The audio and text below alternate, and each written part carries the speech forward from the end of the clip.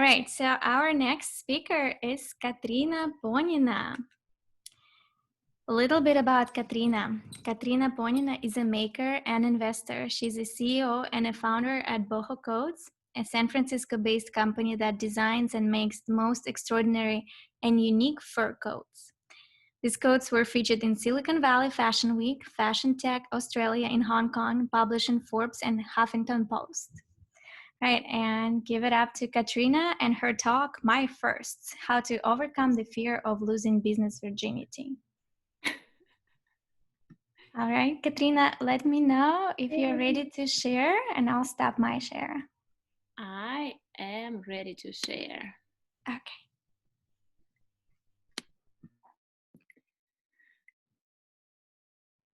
Can you guys see my screen? Not yet. No. But we see you, and you look gorgeous. Yeah. By the way, talking about makeup, Katusha, thank you so much for giving a reason to wear makeup.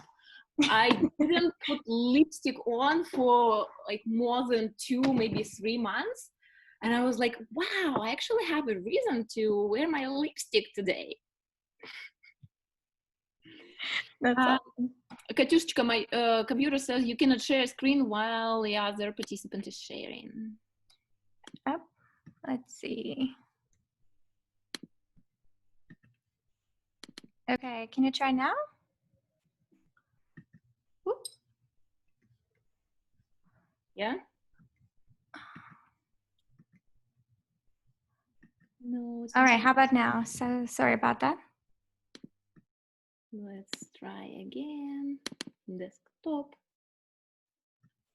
Yeah, perfect. We Yes? see your desktop, and it's pretty messy, Katya. I love it. But can you see the photo? Yes. Okay, perfect. So I thought that I gave the speech about success story 1,000,001 times, and most of the motivational, so to say, speeches which I've heard, they are talking about how someone got an idea and got motivated and created something. It all looks like a fairy tale. And this is why it's really hard to apply for yourself, because when you hear other people's success stories, they only share their wins and their strong sides, and very few are brave enough to talk about failures and about pain points. And since we're talking about losing your business virginity, there are actually a lot of pain points. A lot of pain. So this is why I decided to talk not about the success and all those publications and cool people and great companies, but about the fears why people don't start business. And if at least one person from this chat will drop off the fears of starting, of becoming an entrepreneur, I will call it a great success.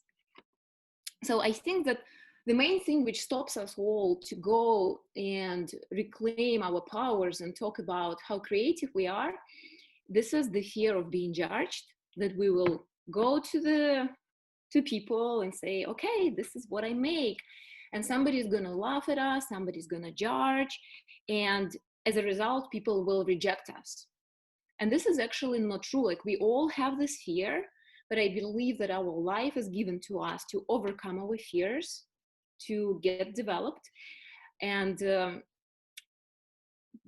as soon as you understand that people around you, they want to help, this is when the breakthrough happens. And while I'll be talking, I'll just want to share many of the photos of all these people, all our great community and friends who were always there to help out.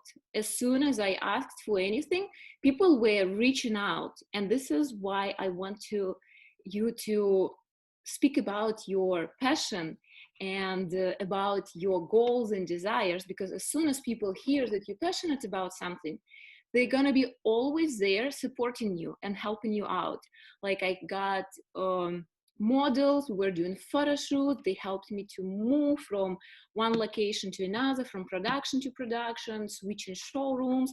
It all happened with the help of just friends. So think about someone who you love, your great one friend, and imagine that this friend is going and telling you that he wants to become an entrepreneur and start a business, and this is the idea. So probably when you think about friend, you're going to be ready to do anything to help out. Help with website, help with photos, help with like whatever it is needed to be done. Share his stories, support. But as soon as it comes to ours, you're like, wow, I don't think I'm worthy enough. Nobody will go and play with me into this business game.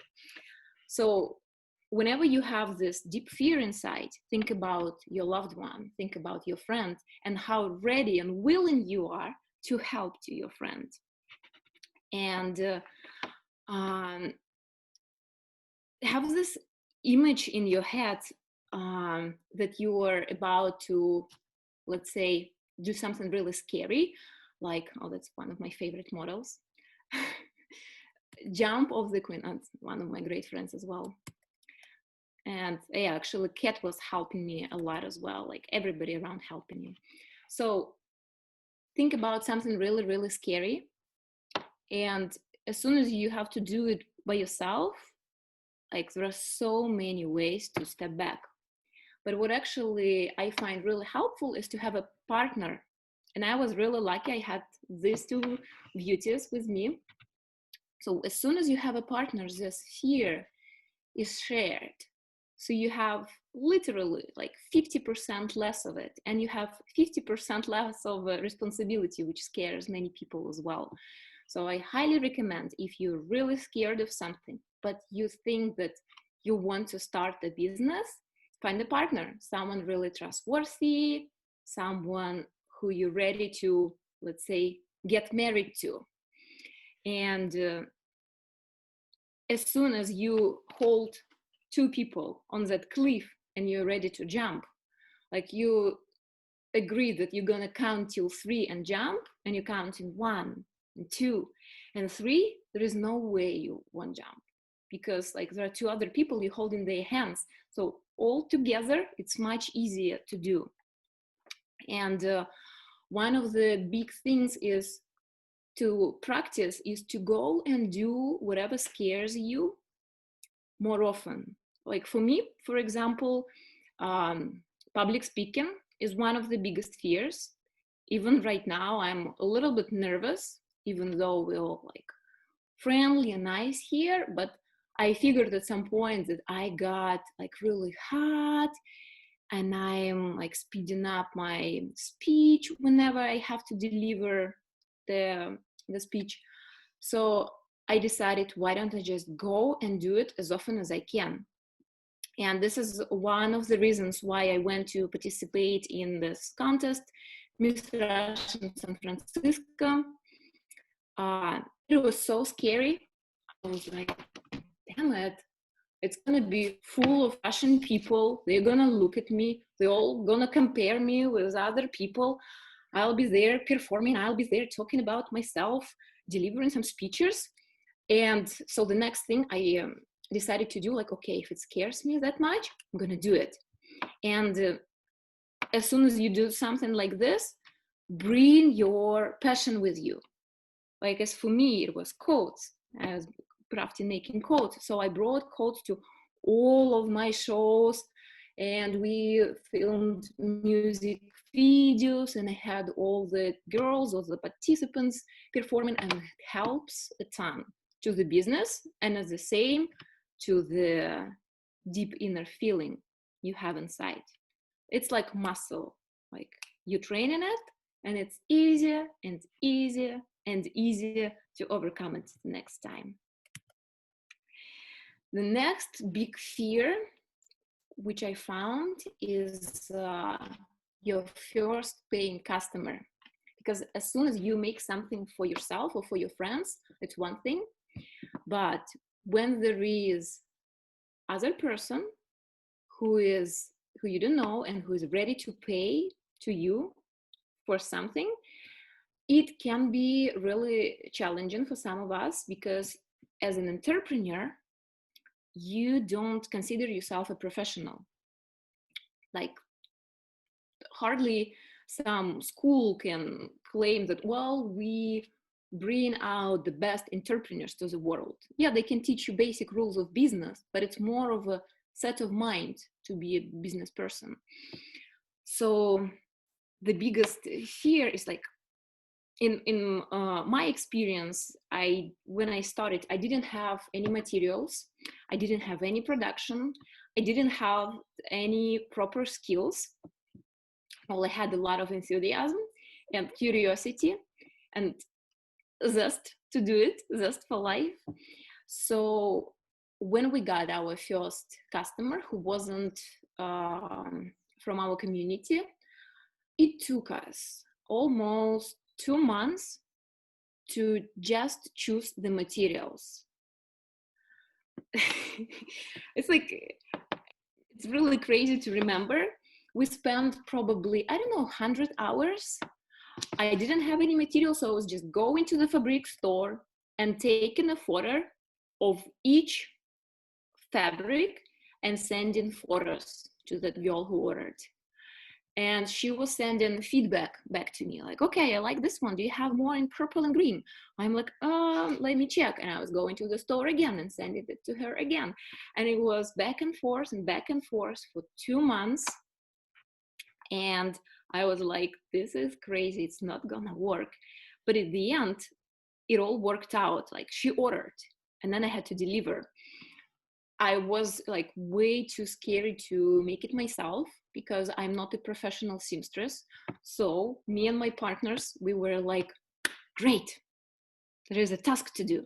How about we go on Craigslist and we find a professional seamstress?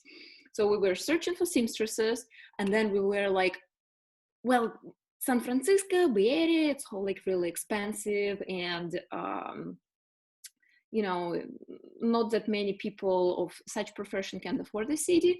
So let's search somewhere in San Diego, because it's so close to Mexico, right? It all made logic to us at that time. So we were searching for Craigslist, professional seamstresses, San Diego area, the closer to Tijuana, the better. We found someone, person we never met. We send in her materials. She is making something for us. She's sending it back to us. We're like, great, we got it.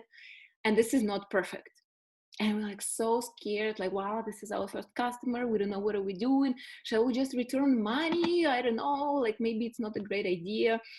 So we, it wasn't perfect. The angle, the corner of the coat was bending over a little bit. So after talking for a while, we decided we're gonna undo it. We're gonna redo it by ourselves. And we spent few days trying to figure out why is it happening to the coat, how to do it correctly. And finally it was like, it looked great, it was perfect. We shipped it to the girl, she loved it, she sent us so many photos back, and it was incredible feeling of fulfillment, of excitement. Like, I never in my life felt so alive. And after that, we believed that, well, we can actually do it. We've been redoing the production process. Obviously, it wasn't very efficient. And when we were working on turning it into actual business and thinking about all the establishing and setting up all the processes, it literally felt to me like, you know, when they say, when baby learns to walk and it makes few steps and falls down, makes few steps and falls down. And like, have you ever heard baby saying, you know what, I tried walking, it's not really my thing, it didn't work out, I tried like several times, I really did, and you saw me falling, right? It didn't work out, so it's not my thing. This is exactly what I think about starting a business. Like, you make few steps, you're gonna fall down. Like, you never did it in your life, this is a new skill, you're gonna fall down, definitely big. And this is what was happening to me many, many times. I was searching for the right people. And after searching for the right people, I can say that I can probably write a book and name it 1001 Ways to Sew the Coat Incorrectly.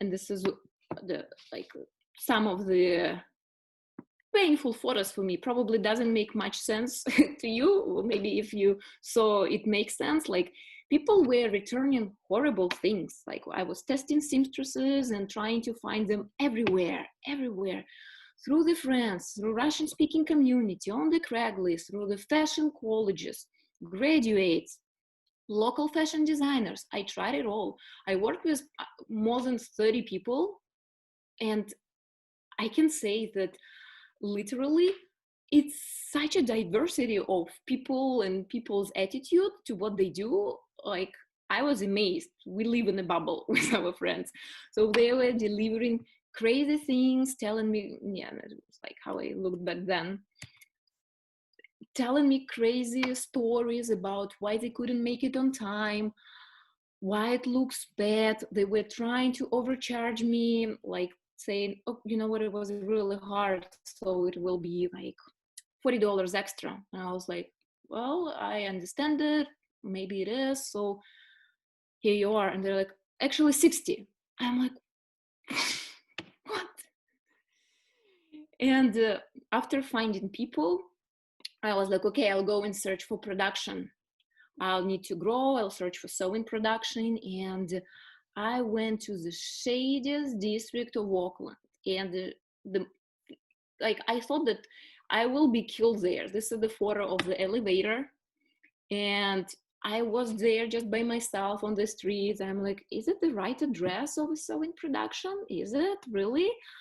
And they're just like Chinese person and a Puerto Rico guy, both don't speak English, and I'm trying to explain what I'm doing here, what I want from them. Really crazy times. And I went to Made in SF, there is such an organization, and they gave me a list of all the sewing productions in San Francisco and Bay Area. And I was like, wow, yeah, finally, it's gonna work out. So there were like 25, maybe 30 companies, and I called to each of them, explaining what I do and how it works. Uh, 4 out of the whole list told me that, okay, maybe they will meet me. And it literally, as soon as I said that I'm working with fake fur, it was like as if I'm saying that I have fleece. They're like, oh, no, no, no, no, no, no, no, no, no, no, no, no, no, no, too complicated, too hard. No, no, no, don't even come. So I was like, okay, I have 4 productions. And I went to each of them, and guess how many told me that they're ready? None. None of them agreed to work with fake fur. It was way too hard, way too complicated, or way too messy for their production. It's like million and one reason. And I was like ready to cry. I was like, God, why is it really happening to me? And at the very last place, I was just like looking at the lady who were rejecting me, and I'm like, can you help me, please? I don't know where to go.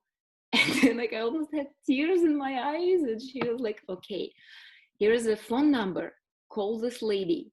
She doesn't have any representation online, really old fashioned. She barely speaks English, but she's a great seamstress. Like, talk to her. She has a sewing production. And like, I searched everywhere. Like, this production literally didn't exist, but I had this number. It felt to me that like I was so stubborn that the universe decided to manifest it for me. And I called that lady. She was like, okay, come here. I came to her. She was like, easy peasy, give it to me.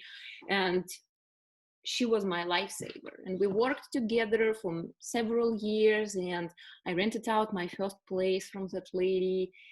And we became great friends. I moved to my next production place. I opened a showroom there. And it all was like, you think happy ending.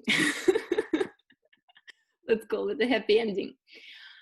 But actually, the further you go, you think it stops, but it doesn't really stop. It keeps on. But what I think is, when you have fear, you don't need courage to overcome the fear.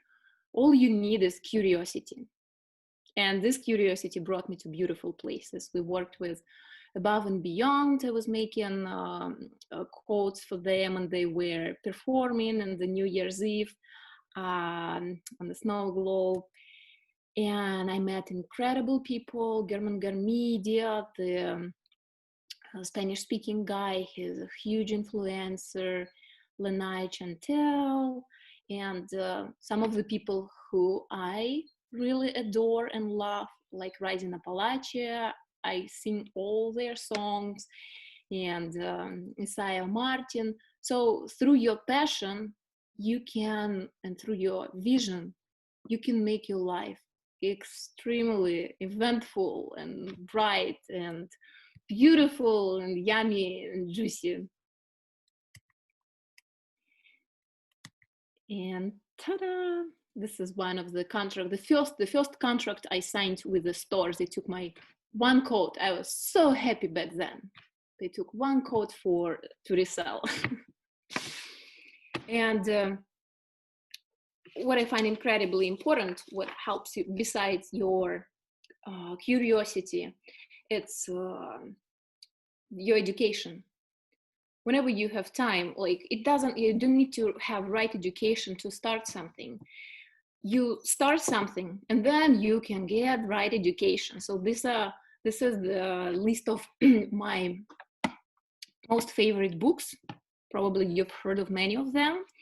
And especially I highlighted the E-Myth, because as soon as you already started the business, this is probably the book which helped me a ton. So I think that reading each book, it's like having the author being your personal advisor or being your personal mentor.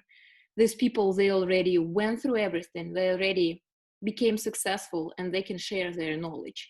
I find that sometimes reading and finding the right book can be even more effective for you than to go and to get a degree. You can educate yourself through classes, of course, but highly recommend you Goodreads. That's it. Thank you so much. I hope it was inspiring listening about some failures. And Katyusha. Yeah, thank you very, very much, Katya.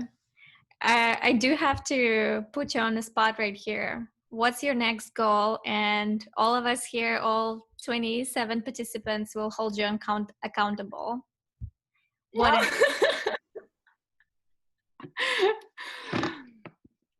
What's my next goal? Yeah. In business? Yes. Or in any business? In this particular business that you talked about. And this particular business. I think I told you once, maybe I didn't. Luisa Ciccone, known as Madonna to many of us. Okay. I would be extremely happy to have her rocking Bohocoats. Wow. Okay, everybody heard it? If anybody can help out, please reach out to Katrina. We got it. Anyone have a contact? 6 degrees of separation. Something will happen. Thank you for putting it out there. Let's see if anybody else has a question or comment. Please feel free to unmute yourself. I have a question. Yeah. I so feel what you felt as well. I have one simple question. If you would know how hard it's going to be, all the mistakes, all the time and money you lost, would you do this? Of course. No, of course, because like to me it's curiosity, and this is the how I get the feeling of aliveness whenever I do something really scary. When I have no idea if it's going to work out or not, I feel alive. And to me, aliveness is everything. Like, it's the worst thing like the last thing I want to do is to sit home and to be bored and to like judging others who try that they are doing it in the wrong way. And the more I do all these like challenges, like you grow through them. And I felt that I grew so much, both spiritually, and my skills grew, my personality became much stronger, and I have so much faith in myself thanks to all these pains and hardships which I went through. If it would be like easy peasy, I wouldn't learn anything, but hell yes. Awesome. Katusha, I also see there's a question in the chat. Can you really make a living selling fur coats in California? Seems like a very seasonal business. It is a very seasonal business because especially my particular coats, they are the main target are festivals, and festivals are seasonal. It's from spring to September. But the interesting thing, it's like for some businesses, you know, they only operate because they are great sales during the Christmas time, and they still are able to like to be successful. So basically what you need to learn is like first year you just learn that like your sales go they peak and then they drop, and you just learn how to go with the season, like when is the best time to source fabrics, when is the best time to do photo shoots, like how many people do you actually need to be ready. And like it's like it grew tremendously. Like my first year was just experiment, second year tripled, next year tripled again, fourth year it doubled, and like it stays pretty much there right now. Yeah, or like it also depends a lot on how you do it. There are a lot of enthusiastic people who just like they don't do enough marketing. Like you need to know your audience, you need to know like who you aiming it to. But oh yeah, you definitely can make a living. Plus also on a side note, when festival season, for example, ends in United States, it starts in Australia, and there are so many festivals all over the world, like incredible market. I had no idea this market is so huge. All right, thank you so much, Katya. I also see some words of encouragement from Anna, a fellow business owner. Yay. Anna, we might target you for the next toilet talk, just FYI. Let's see if there are any other questions for Katrina. Otherwise, if everybody just want to use your reactions and show Katya some love, support, and appreciation. Natashечka wearing the Bohocoats. There you go. And I'm sure a lot of you recognized yourself in the photos. And one of the models, did you recognize yourself? Yeah, there you go. Wonderful. All right, Katusha, thank you very, very much.